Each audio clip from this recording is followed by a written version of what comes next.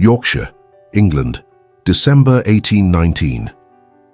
The wind howled through the naked branches of ancient oaks like the keening of lost souls, carrying with it the promise of snow that would bury the moorlands under a white shroud.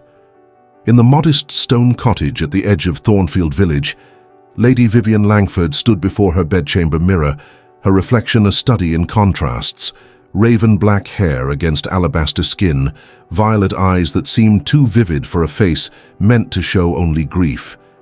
8 months. 8 months since Sir Nigel Langford had taken a fatal fall from his horse, breaking his neck in an instant.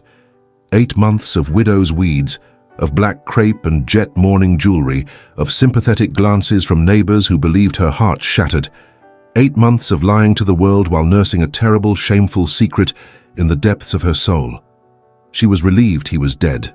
The admission, even unspoken, made her hands tremble as she adjusted the severe black bonnet that concealed most of her distinctive hair. Society demanded a year of mourning for a beloved husband, and Vivienne would play the part perfectly, just as she had played the devoted wife while Nigel systematically destroyed every shred of her autonomy. But alone in this cottage, the only property he had not gambled away or encumbered with debt, she could finally breathe. If you believe some prisons wear wedding rings and some freedom comes wrapped in widow's black, subscribe now. This story will show you that endings can become beginnings. The knock at her door came unexpected and unwelcome. Vivienne's entire body tensed, that old familiar panic rising like bile in her throat. Even now, months after his death, the sound of masculine footsteps sent her heart racing with remembered fear. "My lady," old Thomas, her most trusted household servant, called through the heavy oak. The apothecary sent word. "Mrs. Henderson in the village has taken ill. She's asking for you, particular-like." Vivienne closed her eyes, willing her pulse to slow. Thomas. Only Thomas, who had been with her family since she was a girl, who had witnessed enough of Nigel's cruelty to understand why she sometimes flinched at shadows. She pressed a gloved hand to her chest, feeling the rapid flutter of her heart through layers of bombazine and whalebone. "Tell Michaels to ready the carriage," she finally managed, her voice steadier than she felt. "I shall attend her directly." Mrs. Henderson had been kind to her during those awful years, one of the few village women who had defied Nigel's attempts to isolate his wife completely. The elderly woman had accidentally encountered Vivienne on her rare permitted walks, had shared news and conversation when Nigel's surveillance slipped. Such kindness deserved repayment, regardless of the weather's ominous turn. Within the hour, Vivienne found herself wrapped in a heavy woolen cloak, seated in the ancient carriage that was as much a relic as everything else Nigel had left her. The vehicle lurched forward, its springs groaning in protest. As Michaels guided the horses onto the narrow road leading toward the village proper, the first snowflakes began to fall before they had traveled a mile. "Perhaps we should turn back, my lady," Michaels called down, his weathered face creased with concern. "This has the look of a proper Yorkshire blizzard brewing." But Vivienne shook her head, thinking of Mrs. Henderson's labored breathing, the fever that had kept her abed for 3 days. "We continue. The village is closer than home now." How quickly circumstances could turn from decision to disaster. The snow thickened within minutes, transforming from delicate flakes to driving sheets of white that obscured the road entirely. The horses whinnied nervously, their hooves slipping on rapidly accumulating ice. Vivienne gripped the carriage frame as the vehicle tilted dangerously, then heard the sickening crack of wood splintering. The carriage lurched to a violent stop, throwing her against the side panel hard enough to knock the breath from her lungs. Above, Michaels cried out, then fell silent. When Vivienne finally managed to push open the door, fighting against snow and debris, she found her coachman lying motionless in a drift, blood staining the pristine white near his temple. "Michaels!" She stumbled through knee-deep snow, her widow's skirts instantly soaked and heavy. Her hands shook as she pressed fingers to his neck, searching for a pulse. There, faint but steady, alive, but unconscious and bleeding in a blizzard that showed no mercy. The horses had broken free, their panicked flight leaving her stranded on a road she could no longer even see. Vivienne looked around desperately, but the world had become nothing but white chaos and howling wind. Her cottage lay at least 3 miles behind, the village perhaps 2 miles ahead. In this storm, both were impossibly distant. She tried to drag Michaels back toward the overturned carriage, thinking to create some shelter, but he was too heavy and her strength too limited. The cold bit through her wet clothing with vicious teeth. Her fingers, even gloved, had already begun to lose feeling. How long before the same numbness claimed her entirely? Death, it seemed, might find her here in the snow, a widow frozen in mourning black, as if the universe had decided that was the most appropriate ending for Lady Vivian Langford. Then, through the white curtain of falling snow, she heard it, the thunder of hoofbeats approaching at speed. Miles away, in the ancient stone fortress known as Ravensmoor Hall, Lord Tobias Waverley had spent the morning as he spent most mornings for the past 2 years, alone. The estate sprawled across the Yorkshire moorlands like a medieval relic, all grey stone and narrow windows that seemed designed to keep out light rather than welcome it. Tobias preferred it that way. Light brought visitors, and visitors brought questions, pitying glances, carefully worded inquiries about when he might consider rejoining society, as if society had not already rendered its judgment on him years ago. He stood now in his library, a room whose darkness matched his mood, staring at the leather-bound volume in his hands without seeing the words. Lucinda's journal. He had found it 6 months after her death, hidden behind a false panel in her bedchamber. 2 years later, he still sometimes read passages, torturing himself with the venomous truth of his marriage laid bare in her elegant script. Tobias remains as inadequate as ever, one entry read. Perhaps if he possessed even half the passion his cousin demonstrates, I might find some satisfaction in my marital duties. As it stands, I am reduced to seeking elsewhere what my husband cannot provide. Page after page of contempt, cataloguing his failures, detailing her affairs with a cruel specificity that had left him hollow. The Ton had whispered about Lucinda's lover, her cousin's husband no less, but always with the assumption that Tobias simply failed to satisfy her refined tastes. They were not entirely wrong. The sound of breaking glass shattered his dark reverie. Tobias looked up to see the window shutters rattling violently, one pane already cracked by the force of wind-driven snow. The blizzard had arrived with Yorkshire's typical dramatic intensity, transforming afternoon into premature twilight. He should remain inside, let the storm exhaust itself while he exhausted another bottle of brandy. But something, instinct, restlessness, or perhaps simply the need to escape his own thoughts, drove him to the stables instead. His stallion, Phantom, stamped impatiently as Tobias saddled him. "Foolish," he muttered to the horse, whose dark coat matched his own black mood. "We are both foolish to venture out in this." Yet he rode anyway, guiding Phantom along paths he knew by heart, even when visibility shrunk to mere yards. The wind tore at his greatcoat, snow stinging his face like needles. The jagged scar that ran from his left temple to his jaw, earned in a duel over Lucinda's honor, ironically, burned with cold. Then Phantom suddenly reared, nearly throwing him. Tobias fought to control the stallion, cursing, until he saw what had spooked the animal. A carriage overturned, a man unconscious in the snow, and standing beside them both, swaying dangerously, a woman in widow's black whose face, what he could see of it beneath that severe bonnet, had gone white as the snow surrounding her. "Help," she whispered, the word barely audible over the wind. "Please help him." Tobias dismounted, moving toward her, and watched comprehension transform to terror on her face. She backed away, stumbled, nearly fell. "I mean no harm," he called out, raising his hands in what he hoped was a placating gesture. "I have a house nearby. You will both freeze if you remain here." "No." Her voice cracked. "Stay away from me." She turned as if to run, though where she thought to go in a blizzard escaped rational thought. 3 steps, 4. Then her legs simply folded, and she collapsed into the snow like a marionette with cut strings. Tobias reached her in moments, dropping to his knees beside her unconscious form. Her skin, when he stripped off his glove to check her pulse, felt like ice. How long had she been exposed to this cold? The coachman still breathed, but barely. He could not save them both, not in a single trip, and the storm showed no signs of abating. The decision, when it came, was instinctive rather than calculated. Tobias lifted the woman into his arms. She weighed almost nothing, as if widowhood had consumed her substance and settled her against his chest. She fit there with an unexpected rightness that he immediately distrusted.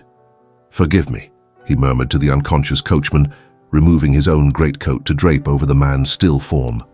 "I will return for you as soon as I have her safe."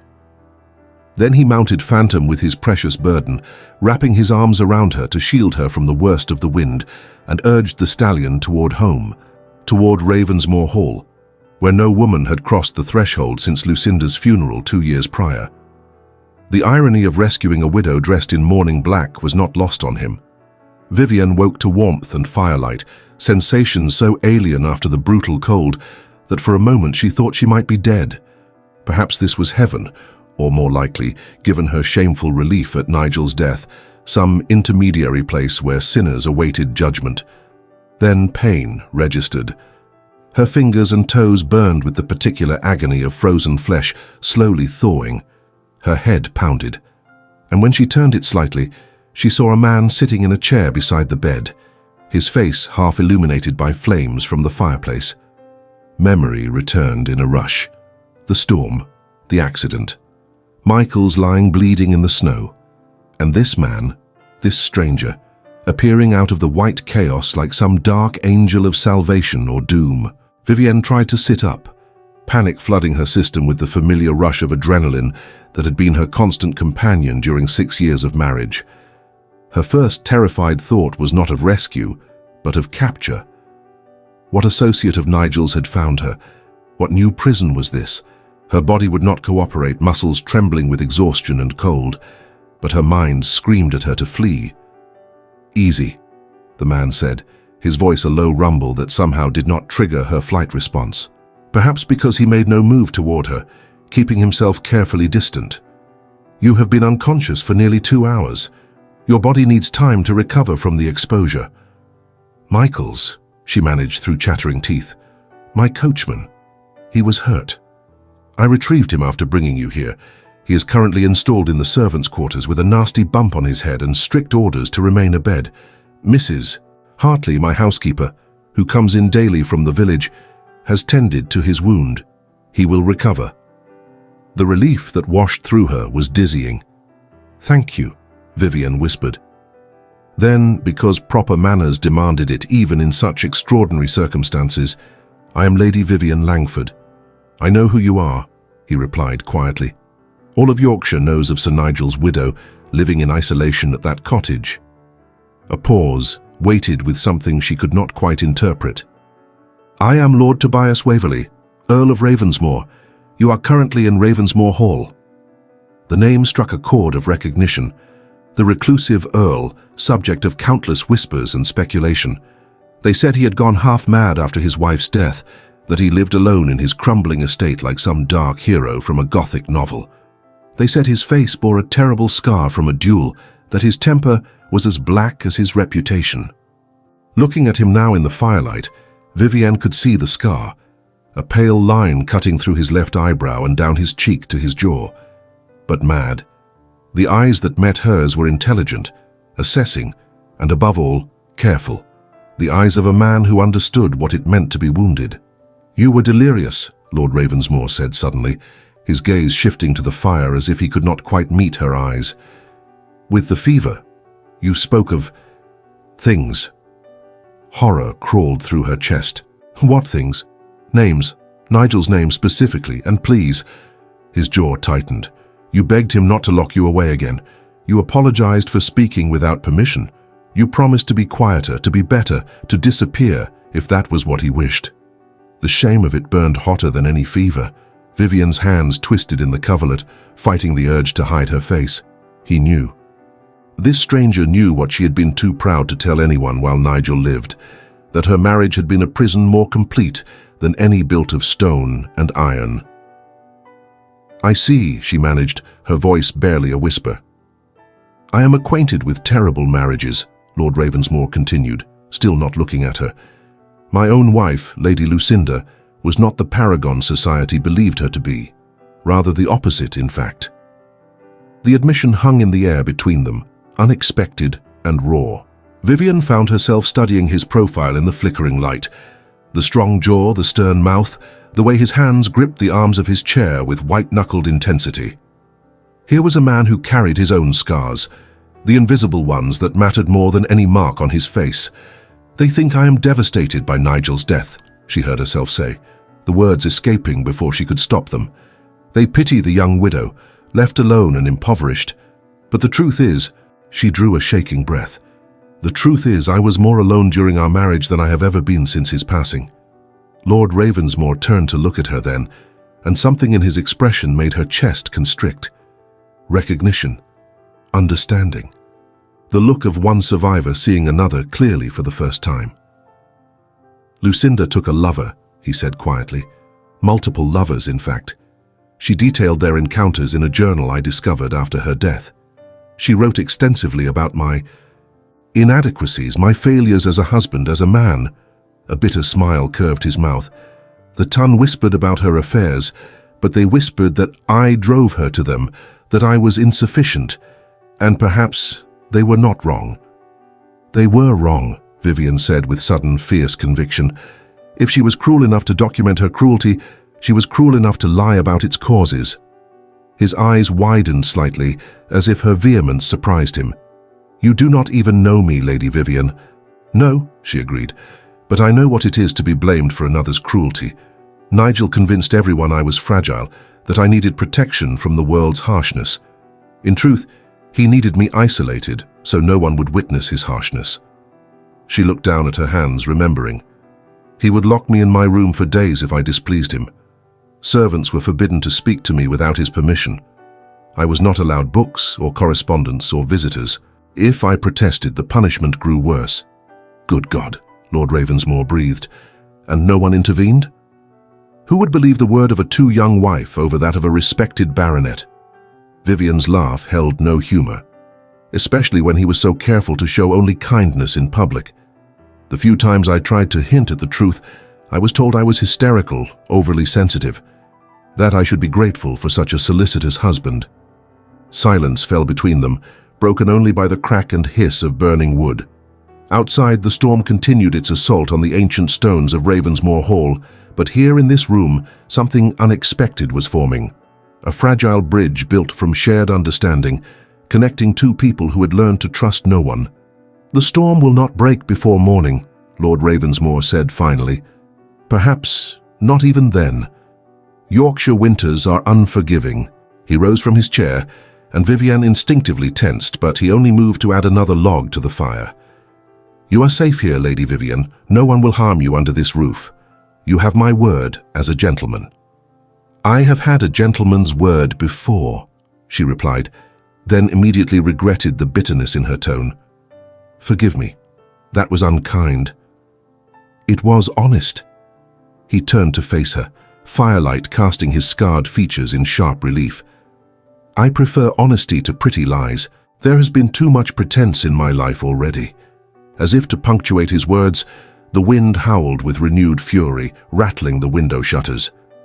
Vivian pulled the blankets closer, suddenly aware that she wore only her chemise and stays beneath them. Someone, presumably the housekeeper he had mentioned, must have removed her wet clothing. "Mrs. Hartley will remain overnight given the weather," Lord Ravensmore said, as if reading her thoughts. "She occupies rooms in the east wing. Your coachman is with the other servants. You are not unchaperoned." "I am a widow," Vivian reminded him. "The rules are less stringent for women in mourning." "Perhaps, but I would not add scandal to the burdens you already carry." He moved toward the door, then paused.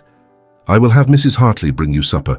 Tomorrow, when the storm permits, I will convey you and your coachman safely home." After he left, Vivian lay in the firelight, listening to the storm's fury and feeling the slow return of sensation to her extremities.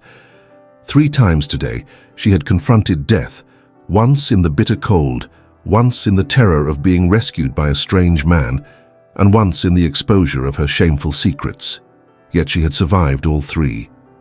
And somehow, impossibly, she felt more alive than she had in years. The morning brought no reprieve. If anything, the blizzard had intensified overnight, transforming the world beyond Ravensmore Hall's windows into an impenetrable wall of white. Vivian stood at the casement in the bedchamber where she had spent the night. watching snow pile against the glass in drifts that reached halfway up the frame. "We are truly trapped," she murmured, torn between anxiety at the prolonged isolation and an emotion she dared not examine too closely. Relief, perhaps, or anticipation. A knock preceded Mrs. Hartley's entrance, the elderly housekeeper carrying a tray laden with breakfast. "His lordship thought you might prefer to take your meal here, my lady, given the circumstances, but if you wish to join him in the morning room, he would be pleased to receive you."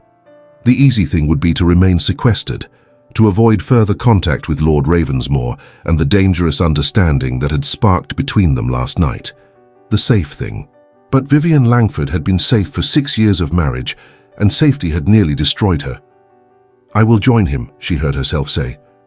"If you might help me dress?" Her widow's weeds had been cleaned and dried overnight, the heavy black bombazine looking funereal against the room's muted colors. Mrs. Hartley helped her into the layers of mourning attire with practiced efficiency, chattering about the storm's unprecedented fury. "Not seen anything like it in 30 years, the woman said, adjusting Vivian's collar. "We are quite cut off from the village. Could be days before the roads are passable again." Days. The word should have filled her with dread. Instead, Vivian felt that same treacherous flutter of anticipation. She found Lord Ravensmore in the morning room, standing before the windows with his hands clasped behind his back. He turned at her entrance, and she noticed he had shaved the night stubble from his jaw, making the scar stand out more prominently. He wore simple country attire, no cravat, his shirt open at the throat, and somehow the informality made him more approachable than full gentleman's dress would have. "Lady Vivian," he greeted her, "I trust you rested well?" "As well as circumstances permitted." She moved to join him at the window, maintaining a careful distance. "It appears we are to be neighbors for some time yet." "So it would seem." He gestured to the table where Mrs. Hartley had laid out a substantial breakfast. "Please, eat. Mrs. Hartley worries I will starve myself to death in my self-imposed isolation. She finds great satisfaction in feeding guests." They sat across from each other, and Vivian found herself studying him in the morning light. He was perhaps 35, with dark hair that showed traces of silver at the temples, and eyes of an unusual amber brown that reminded her of whiskey held to firelight. The scar, she realized, did not diminish his appearance.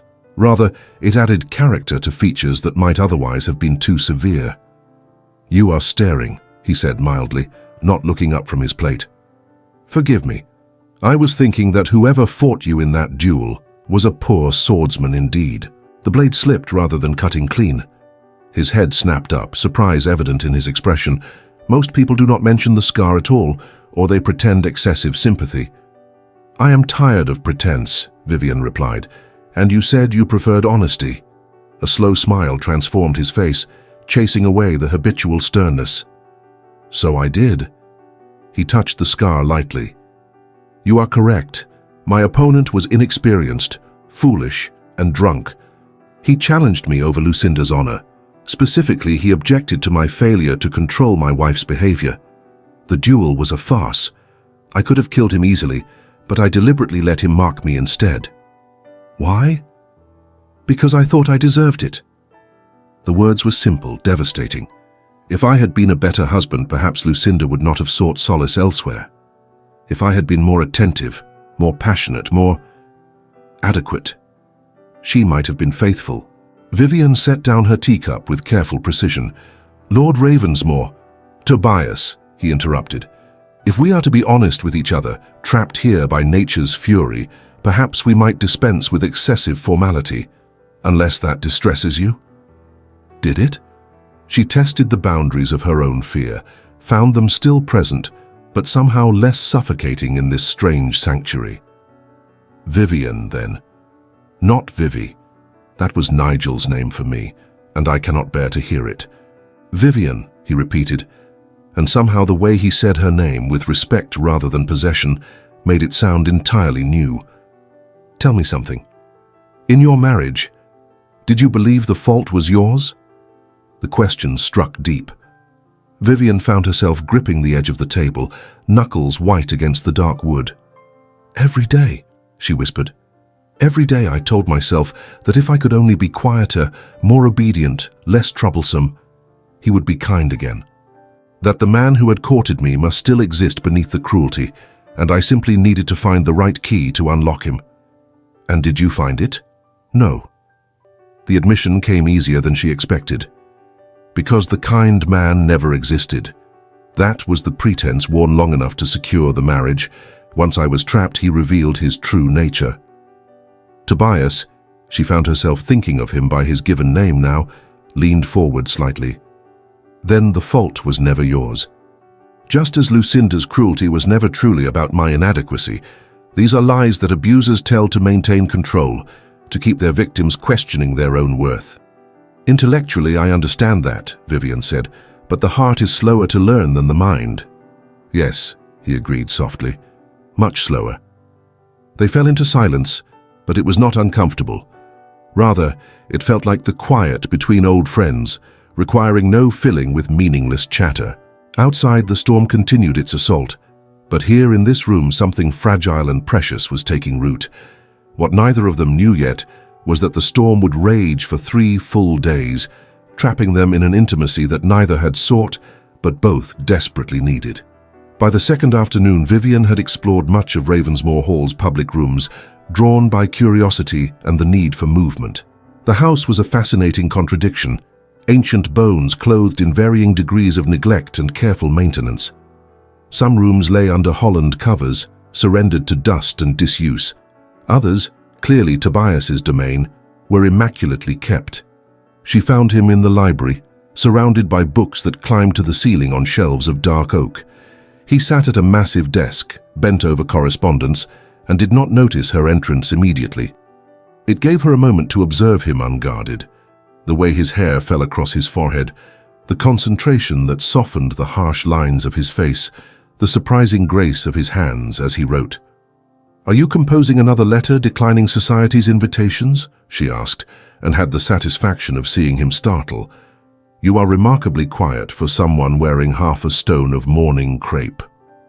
6 years of practice. She moved into the room, trailing her fingers along leather spines. "Nigel preferred I move like a ghost through our home, silent, invisible, inconsequential." Tobias set down his pen with deliberate care. "You are many things, Vivienne, but inconsequential is not among them." The compliment, so unexpected and sincere, made her throat tight. "You barely know me. I know you survived something that would have broken many others. I know you speak your mind even when fear counsels silence. I know you looked at my scar and saw only poor swordsmanship rather than a mark of shame." He stood, moving around the desk to face her properly. "These are not inconsequential things."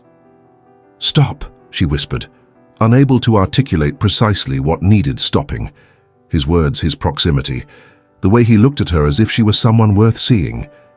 He did, instantly putting the desk between them again. "Forgive me.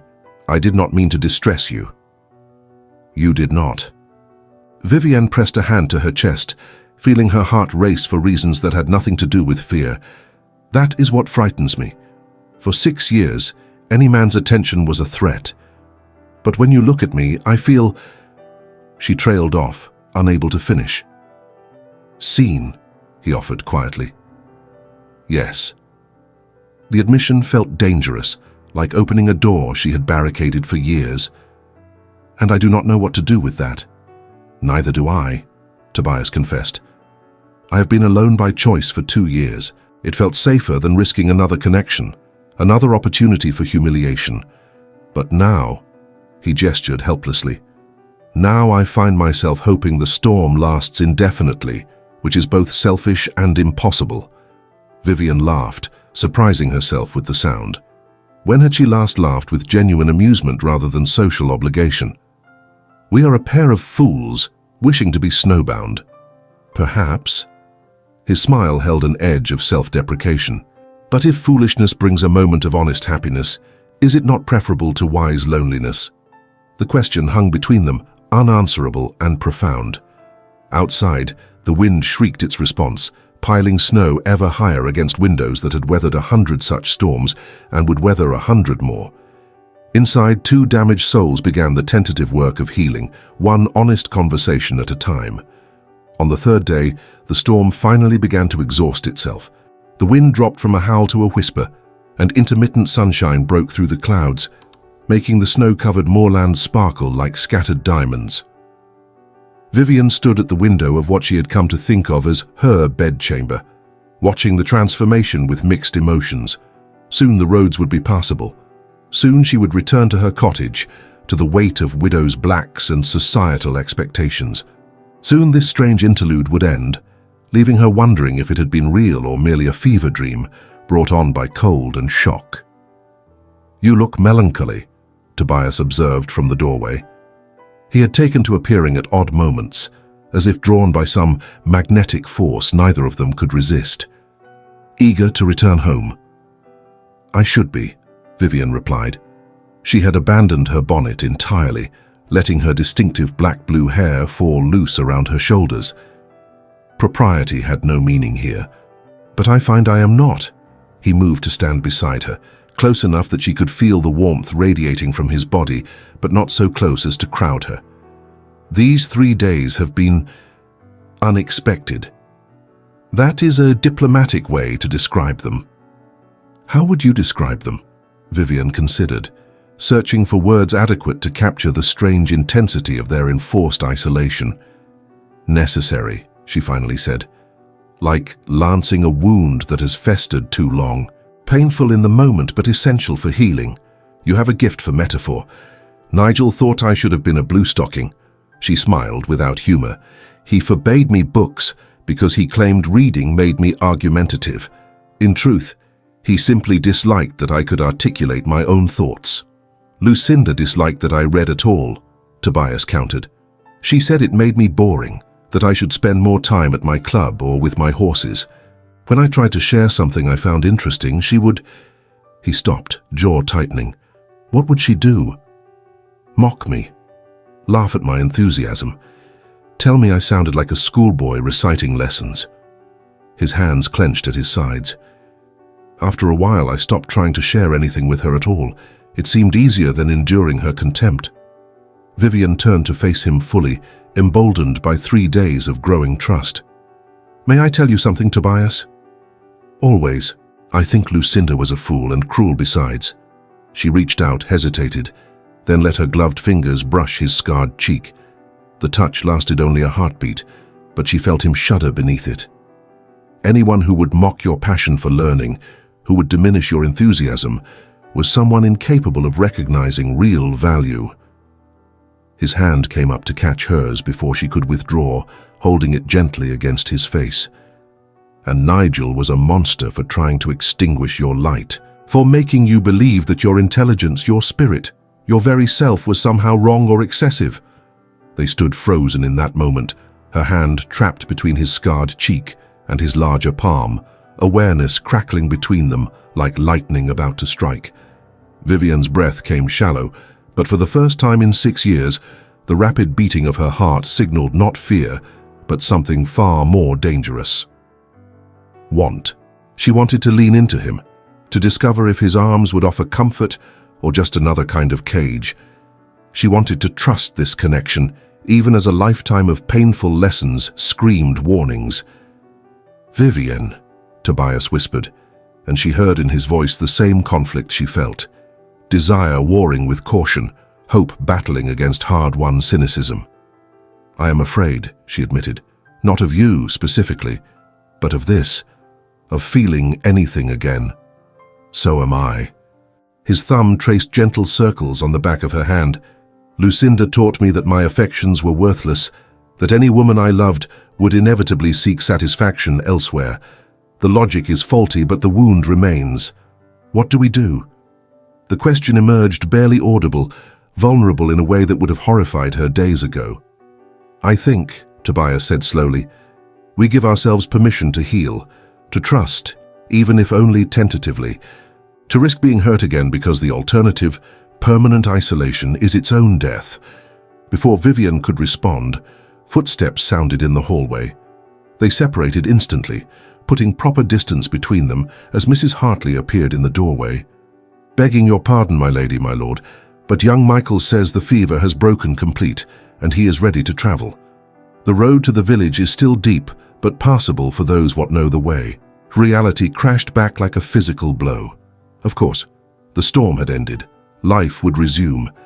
And whatever fragile thing had grown between them during these 3 stolen days would face the harsh light of the world beyond Ravensmoor Hall's walls.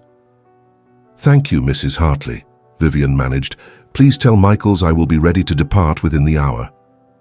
After the housekeeper left, silence stretched between them. Tobias stood rigid, his expression carefully neutral in a way that made her heart ache. "This does not have to end," he finally said.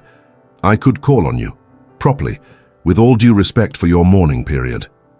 "You could," Vivian agreed, "and the ton would have a field day. The reclusive, scarred Earl and the suspicious young widow, they would invent scandals, whether or not any existed. Does that matter?" She wanted to say no. She wanted to be brave enough to claim what she wanted, without regard for society's judgment. But 6 years of Nigel's control had taught her the very real consequences of defying convention.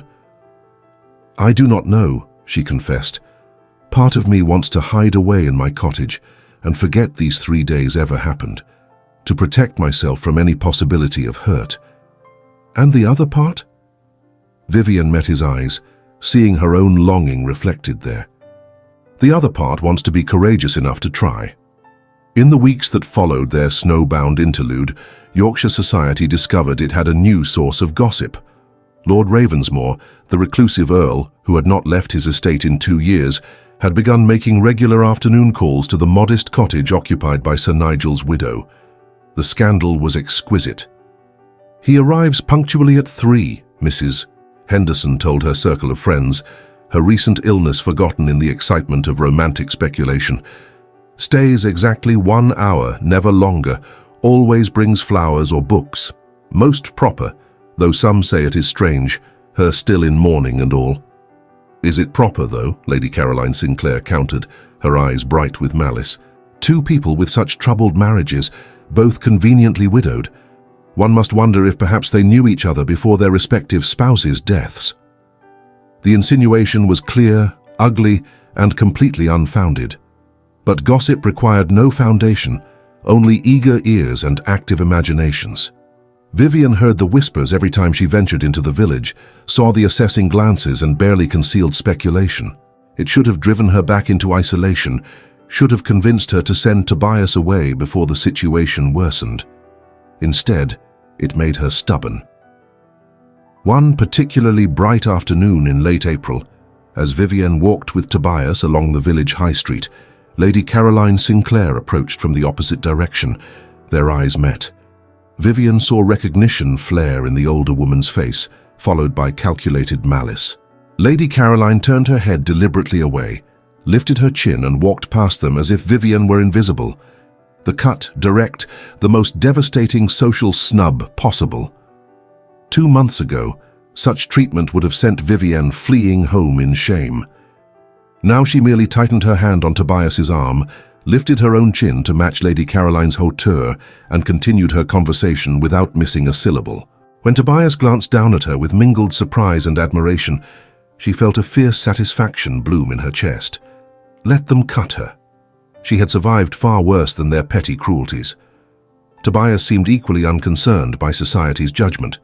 He continued his visits with clockwork regularity, and Vivian found herself watching for his arrival each afternoon with anticipation that felt both thrilling and terrifying. They talked about books, about philosophy, about their shared experiences of marital cruelty. They laughed, discovering a compatible sense of humor beneath their respective armors of caution. They sat in comfortable silence, sometimes for long stretches, just existing in each other's presence. On a particularly warm May afternoon, Tobias arrived with a leather-bound volume tucked under his arm.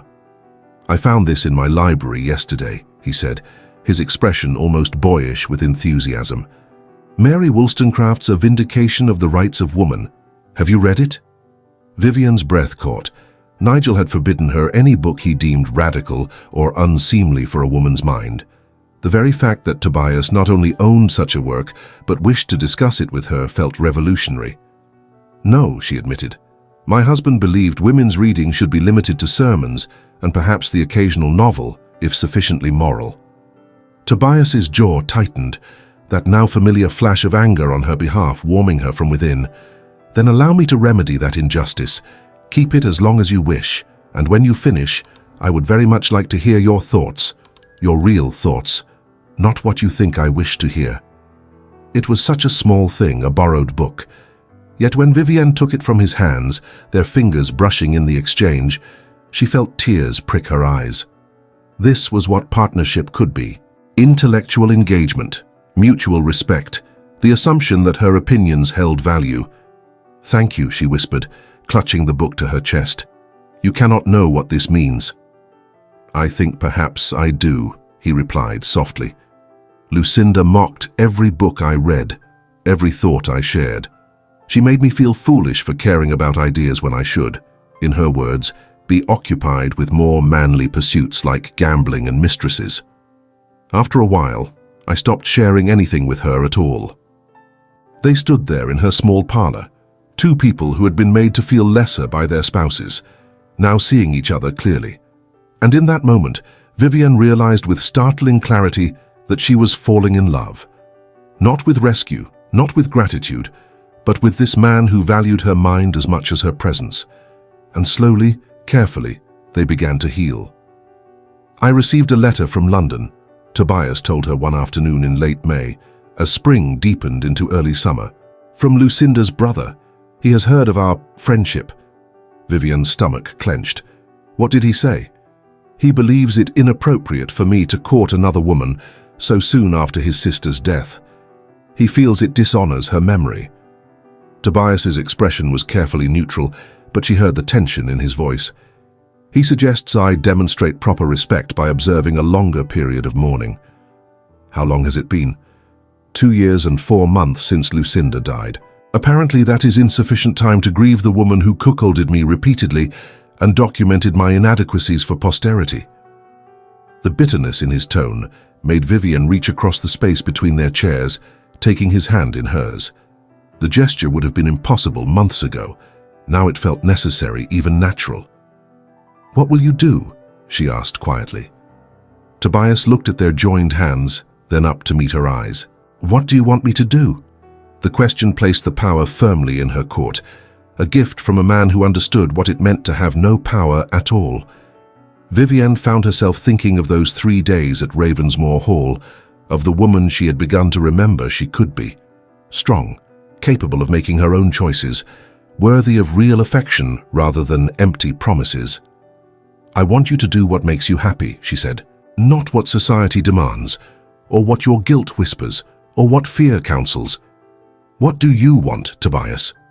He stood, drawing her up with him, and for a moment she thought he might kiss her, but he only raised her hand to his lips, pressing a gentle kiss to her knuckles that felt more intimate than any passionate embrace could have been. "I want to court you properly," he said.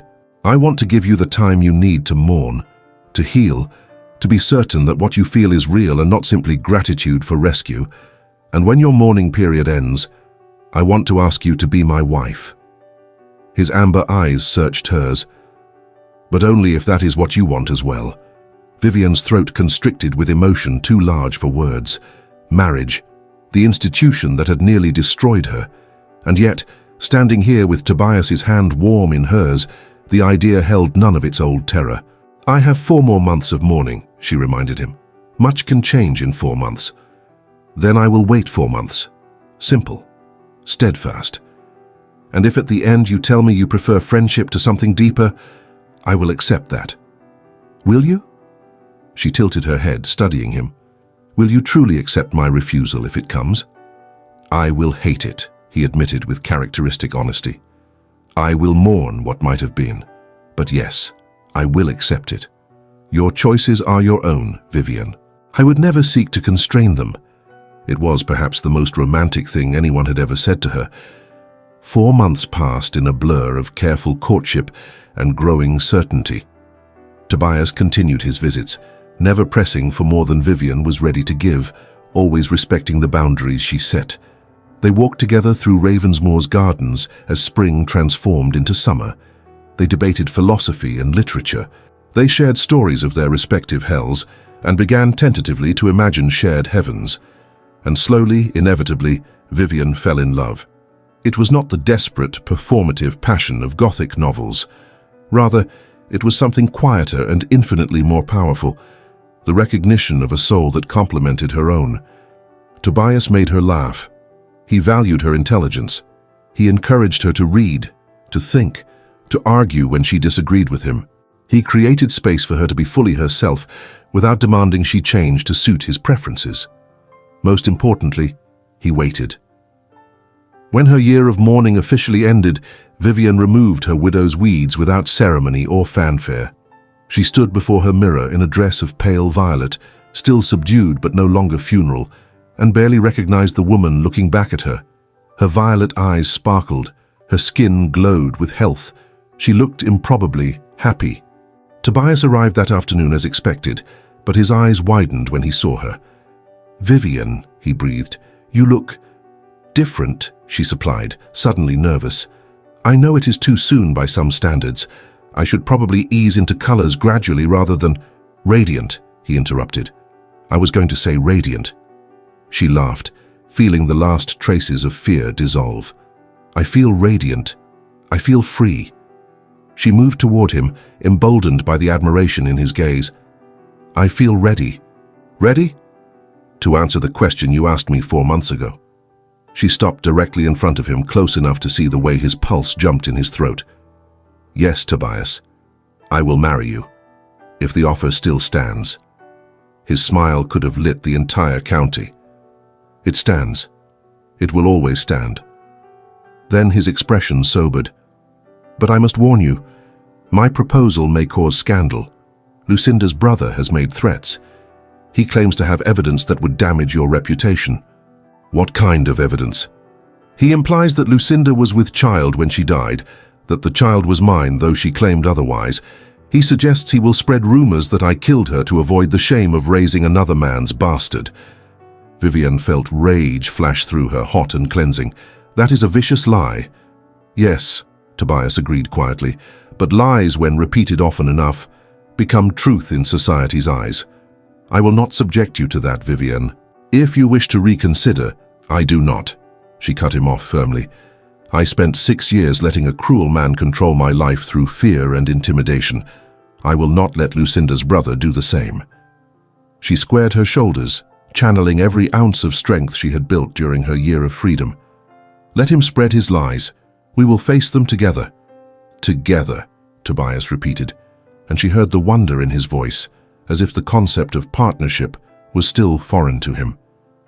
"Together," she confirmed, "unless you have reconsidered." He answered by pulling her into his arms, carefully, giving her time to withdraw if she wished. When she melted into his embrace instead, he held her with a tenderness that made her throat ache. "I love you," he said against her hair. "I did not think I was capable of love anymore, but you proved me wrong. You prove me wrong every day in the best possible ways." "I love you too," Vivian whispered, marveling at how easily the words came. "And I am done being afraid." It was a brave declaration, but the universe, it seemed, had one more test in store. The scandal broke 3 weeks before their planned wedding, and within days became the only topic of conversation in every drawing room and tea parlor across Yorkshire. Lucinda's brother, Lord Edmund Fairfax, made good on his threats with devastating efficiency.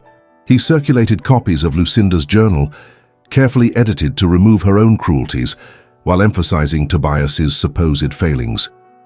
He claimed his sister had been pregnant with Tobias's heir when she died, that she had planned to end her affairs and reconcile with her husband, that her death had been suspiciously convenient. The implications were clear and damning.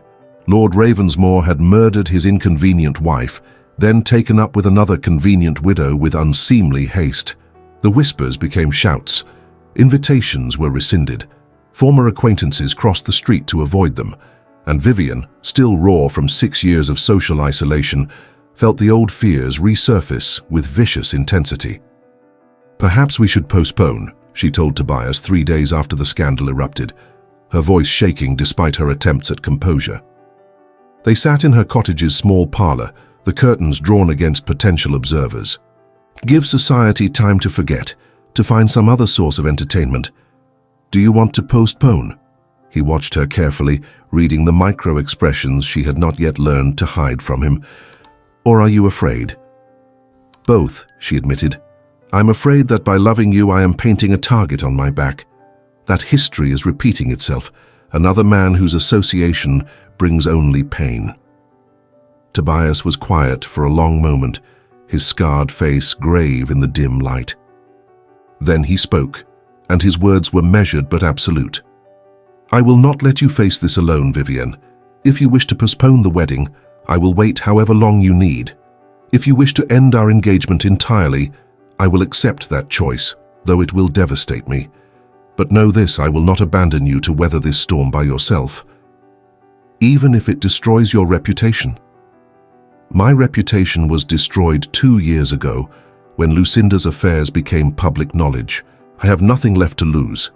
He leaned forward, capturing her hands in his. But you could lose everything. Your place in society, however tenuous, the sympathy afforded to young widows. If you marry me, you become complicit in whatever crimes they choose to imagine I committed.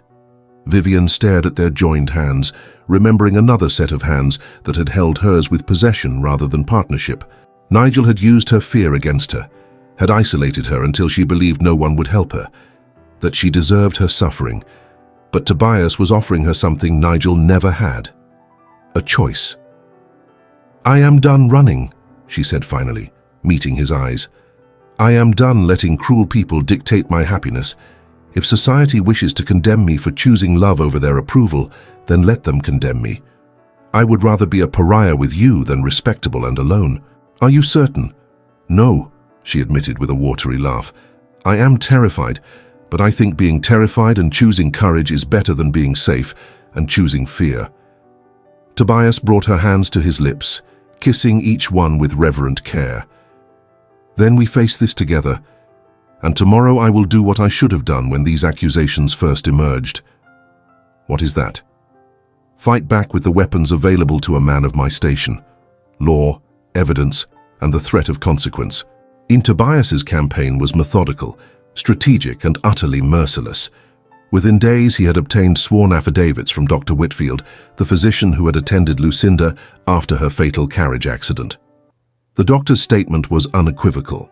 Lady Lucinda Waverley had not been with child at the time of her death, and her injuries were consistent with an accidental fall from an overturned carriage. 3 servants who had witnessed the accident provided their own sworn statements, describing in precise detail how the carriage wheel had struck a concealed boulder on the estate drive, how Lady Lucinda had been thrown clear, how they had summoned the physician immediately. No foul play, no suspicious circumstances, simply tragedy. These documents, properly witnessed and notarized, were delivered to Lord Edmund Fairfax at his London residence with a letter from Tobias's solicitor. The message was formal, cold, and unmistakable. Retract the accusations immediately, or face legal action for criminal libel that would destroy both his reputation and his fortune. Simultaneously, a notice appeared in the Yorkshire Gazette. Not a confession, not a plea, simply a statement of fact rendered in the impersonal language of law. Public notice.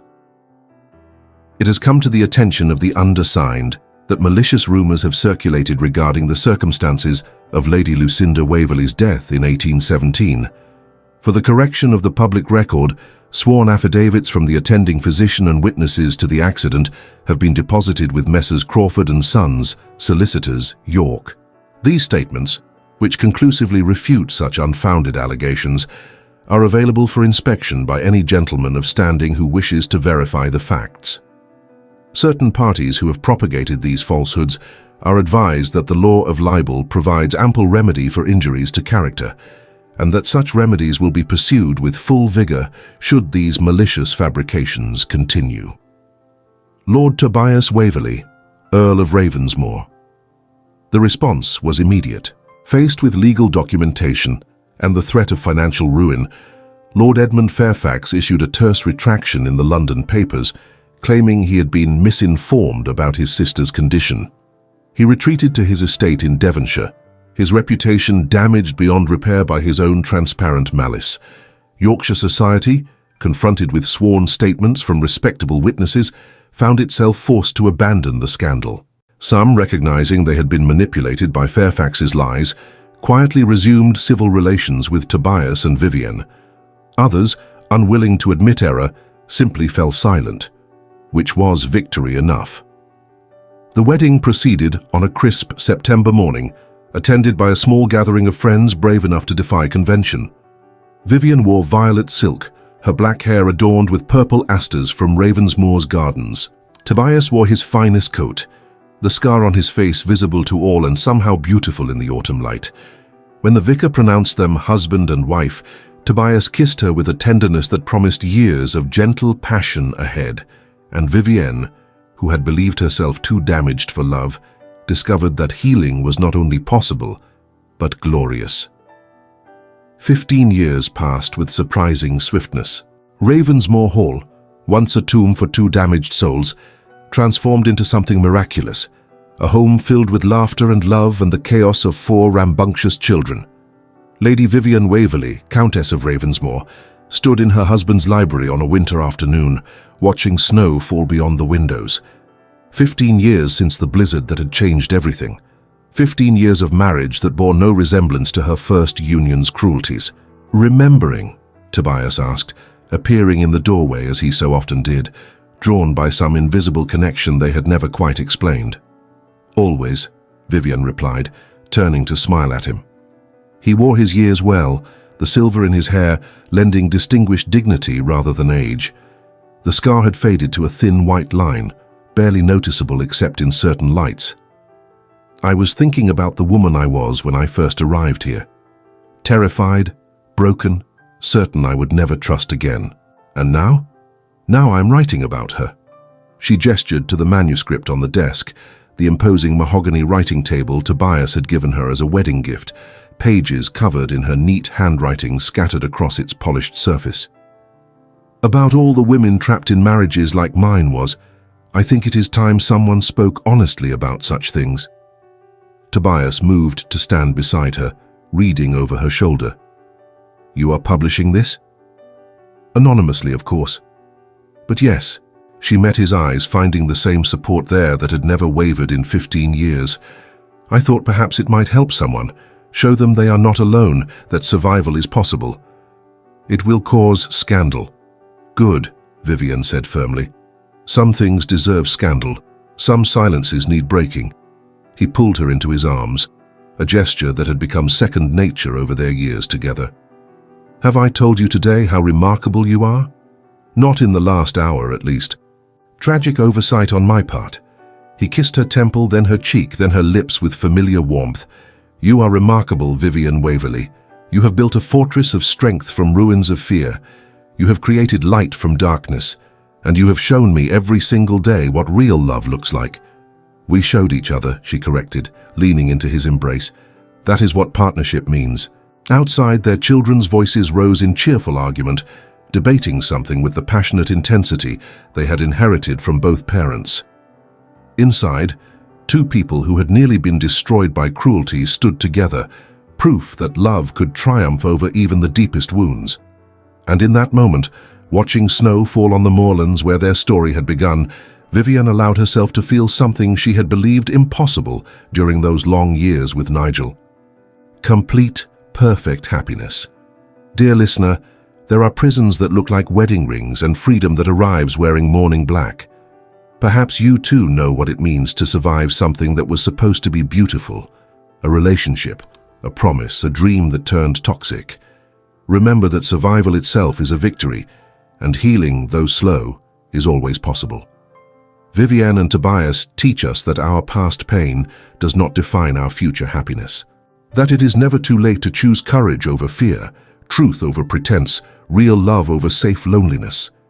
Their scars, visible and invisible, became part of their story rather than the end of it. Tonight, if you are healing from your own hurts, know this: You deserve partnership that respects rather than diminishes you. You deserve love that celebrates your strength rather than exploiting your vulnerabilities. And you deserve the courage to risk happiness again, even when fear counsels retreat. Your story is not finished. The storms you weathered have made you stronger, not weaker. And somewhere ahead, perhaps closer than you imagine, waits your own version of Ravensmoor Hall, a place where you can finally, truly, be at peace. Thank you for journeying through this tale of resilience and unexpected love. If Vivian and Tobias's story touched your heart, please like, subscribe, and share it with someone who needs to hear that second chances exist. Your support helps create more stories of hope, healing, and hard-won happiness.